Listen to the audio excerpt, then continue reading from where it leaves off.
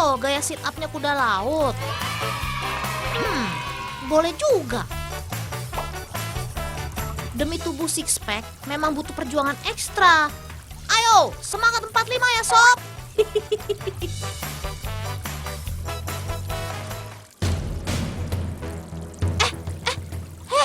Apaan tuh yang keluar?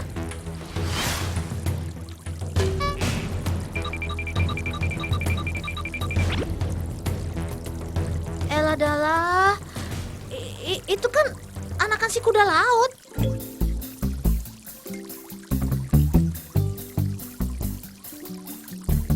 Weh, ternyata seperti itu cara Sobat Dolpino ini melahirkan.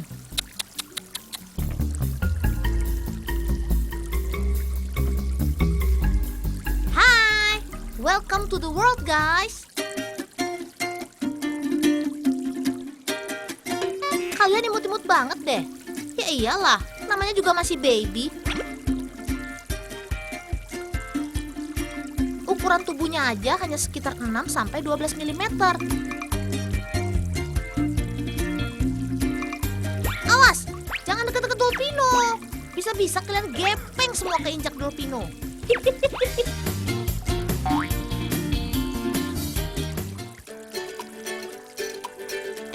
By the way, memangnya teman-teman di rumah sudah pada tahu jenis kuda laut apa Sobat Dolpino yang satu ini?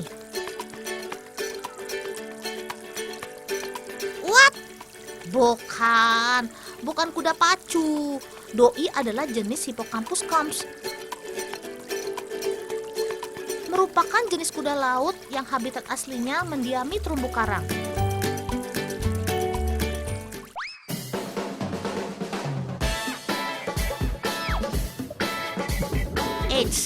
Selain jenis clumps, ada lagi nih jenis kuda laut yang sering dijumpai di daerah Indo-Pasifik. Yap, Hippocampus kuda. Jenis ini sering ditemukan menempel dan melayang pada sargassum rumput laut.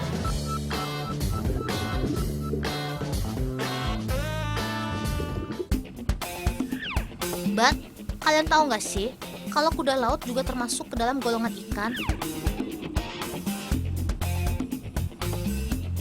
Iya, karena mereka bernafas menggunakan insang serta memiliki sirip.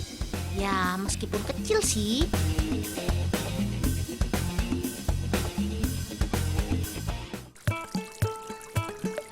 Nah, yang menariknya lagi, kuda laut jantan terkenal karena sifat gentlenya loh. Bukan karena jago berantem sob, tapi mereka mampu melahirkan anakannya. Gak usah heboh dulu. Tidak 100% kok. Tetap ada peranan sang betina juga.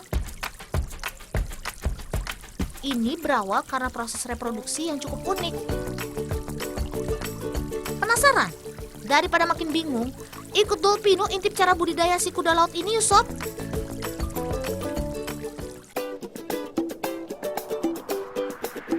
Salah satu tempat budidaya kuda laut yang cukup besar, ya di Balai Besar Pengembangan Budidaya Laut Lampung ini teman.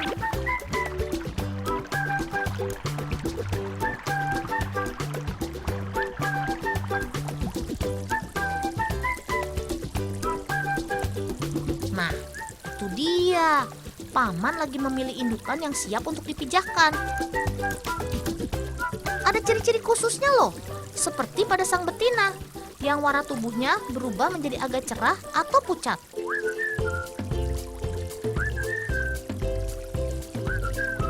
Sedangkan pada sang jantan, selain mengalami perubahan warna pada tubuhnya, ia juga mengembungkan kantung pengeramannya.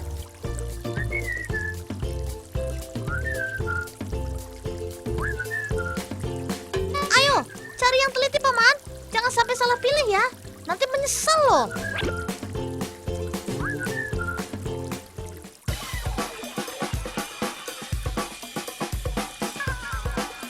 Saatnya masuk ke akuarium pemijahan.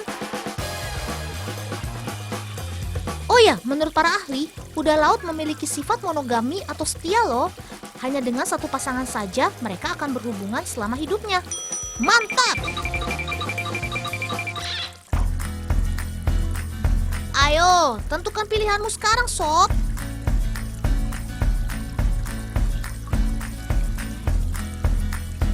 Nah. Kalau ekornya sudah saling melilit dan tidak ada perlawanan, itu tandanya mereka sudah saling cocok, teman. Dan proses reproduksi pun dapat segera terjadi. Haduh. Nggak tahu ada yang lagi PDKT apa? Jadi gagal deh. Hah?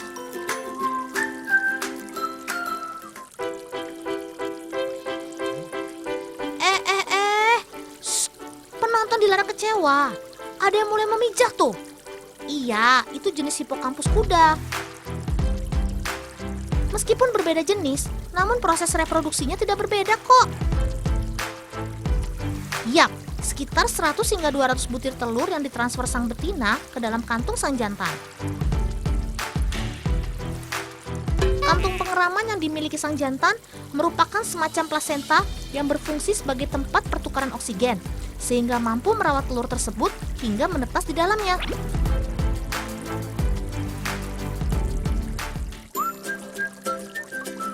Proses pengeraman bisa berlangsung sekitar 10 hingga 14 hari lamanya, dan selama itu pula ia harus menjaga calon anakannya.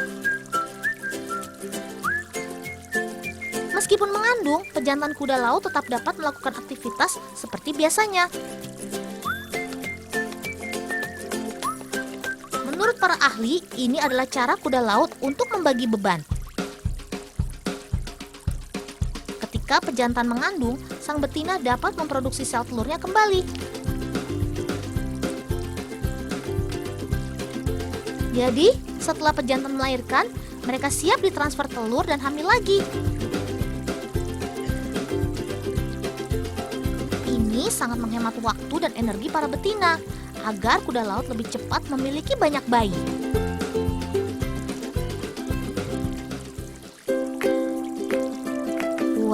Weh. Ternyata surga tidak hanya berada di telapak kaki ibu, Sob, tapi juga berada di kantung pengeraman sang ayah. Selamat berjuang, Mas Bro. Dolpino proud of you banget deh.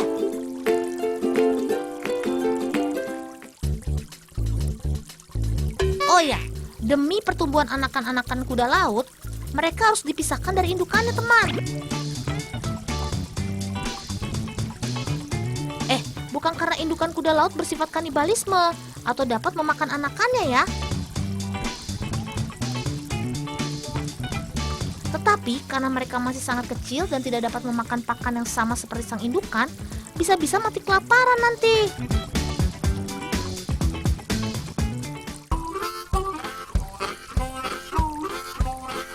Yap, makanan yang diberikan adalah artemia, sesuai dengan ukuran mulut anakan kuda laut.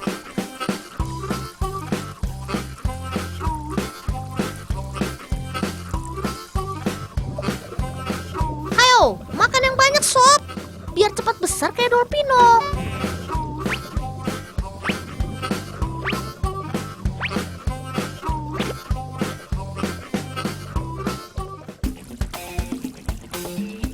Nah, kalau indukannya nggak mungkin dikasih artemia dong.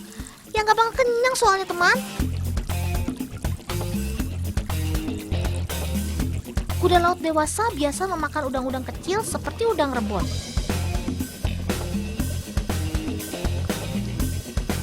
Mereka lebih menyukai melahap makanannya yang telah berada di dasar air karena lebih mudah menghisapnya. Nyam.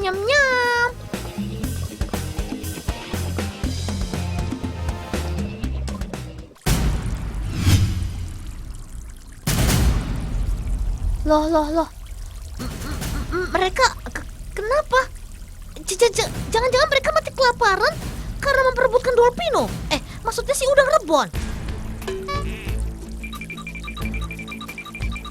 Wait, coba perhatikan mereka baik-baik.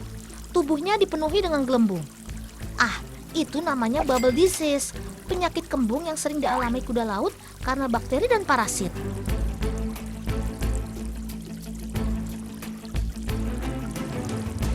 Teman, penyakit ini memang cukup berbahaya karena gelembung yang timbul pada tubuh kuda laut menyebabkan mereka sulit berenang ke bawah untuk mengambil makanannya, sehingga mereka pun kelaparan dan menyebabkan kematian.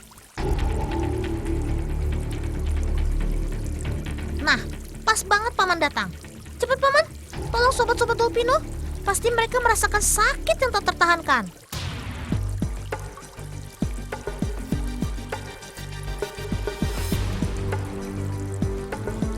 Aduh, mainannya jarum suntikan lagi. Dolpino jadi deg-degser nih. Walah, ternyata jarum suntiknya digunakan hanya untuk mengempeskan gelembung atau bubble pada tubuh si kuda laut. Pemberian antiseptik juga digunakan pada luka yang disebabkan dari penyakit tersebut.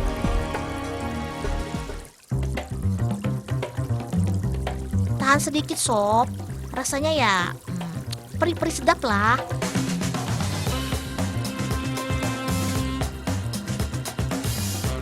Pengobatan ini rutin dilakukan hingga kuda laut benar-benar sembuh.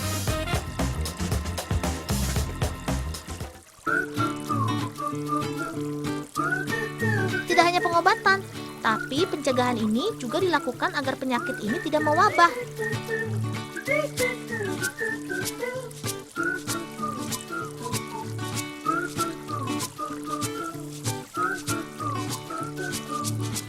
Caranya, ya dengan membilasnya dengan air tawar untuk menghilangkan parasit-parasit yang menempel pada tubuh kuda laut.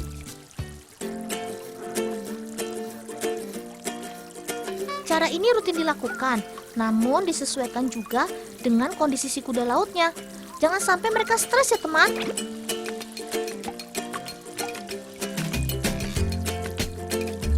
Alright, semoga kalian cepat sehat sob.